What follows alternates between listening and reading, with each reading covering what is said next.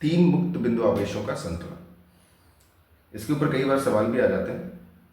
सबसे पहले तो देखते हैं कि अगर मुक्त का मतलब है कि अगर ये चार्ज यहाँ पर रखा है, ये किसी भी तरफ जा सकता है, तो ठीक है, हमने एक चार्ज यहाँ रखा, दूसरा ये लिया, तीसरा ये लिया।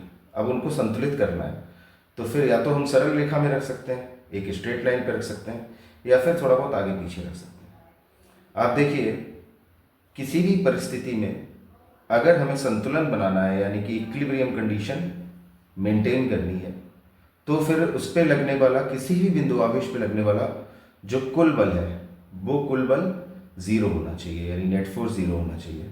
तो पहला तो हमारा ऑब्जर्वेशन क्या आ जाएगा? पहला हमारा ऑब्जर्वेशन रहेगा तीनों आवेश समान प्रकृति के नहीं होंगे।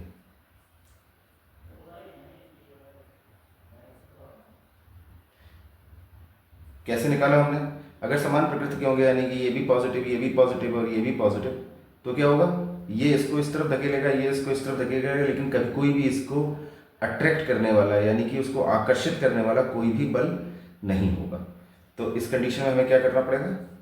हमें कोई ना कोई समान प्रकृति के नहीं रखते हैं। चलिए करके देखते हैं। हमने यहाँ पे एक पॉजिटिव चार्ज रखा, यहाँ पे एक नेगेटिव चार्ज रखा, और यहाँ पर एक पॉजिटिव चार्ज फिर से रख दिया। अब आपको मालूम है कि Q1 पे Q3 की वजह से जो बल लगेगा वो इस तरफ लगेगा, क्योंकि वो प्रतिकर्षण करेगा। हम इसका नाम रख देते हैं F13। उतना ही बल इस तरफ लगेगा, लेकिन उसकी दिशा इस तरफ होगी, तो उसको हम नाम रख देते हैं F31। और ये इसको इस तरफ आकर्षित करेगा और ये इसको इस तरफ आकर्षित करेगा।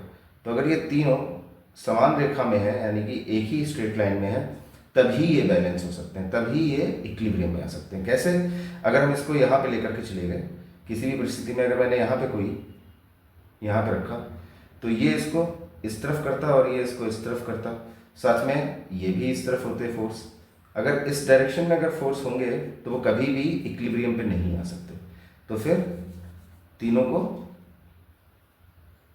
बिंदु आवेश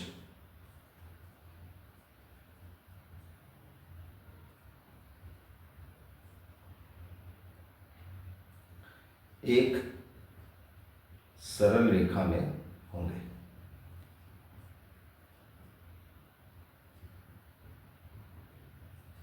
तो अब अगर कोई पूछना चाहे कि कितनी दूरी पे होंगे, वो निकालना बहुत आसान है। मान लेते हैं ये R1 है, ये R2 है, तो इस पे कई बार सवाल भी बन जाते हैं कि इन दोनों के बीच में क्या है, कुछ मान दे देंगे इन सभी का।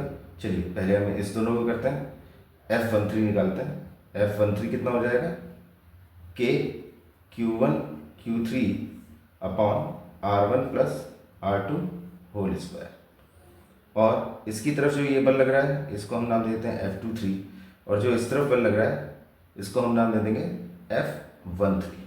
अब Q1 की तरफ जो F13 Q1 पे जो फोर्स लग रहा है, ये इस डायरेक्शन में लग रहा है, तो इसका मतलब है कि जो उसके अपोजिट फोर्स इस पे लग रहा है, यानी कि अगर F13 इस तरफ लग रहा है तो F13 इस तरफ भी लगेगा, जो उसको इस तरफ आकर्षित करेगा। और अगर ये दोनों फोर्स बराबर हो जाए तो संतुलन आ जाएगा। संतुलन के लिए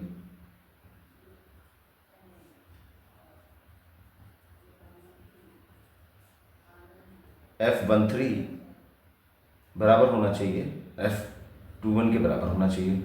F21 कितना है, यहाँ से निकालते हैं, इन दोनों के बीच में देखेंगे तो फोर्स F21 आ जाएगा K Q1 Q2 बटा R1 स्क्वायर। इन दोनों को बराबर करना है तो क्या करेंगे?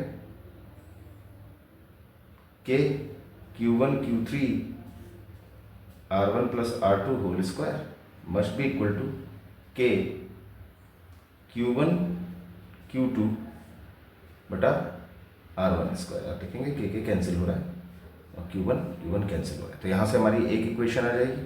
ऐसे ही हम क्या करेंगे, F23 को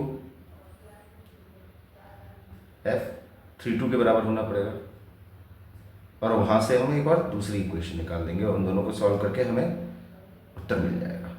इसके आगे देखते हैं, जब संतुलन की बात हो रही है तो फिर आवेशों के संतुलन की बात कर लेते हैं।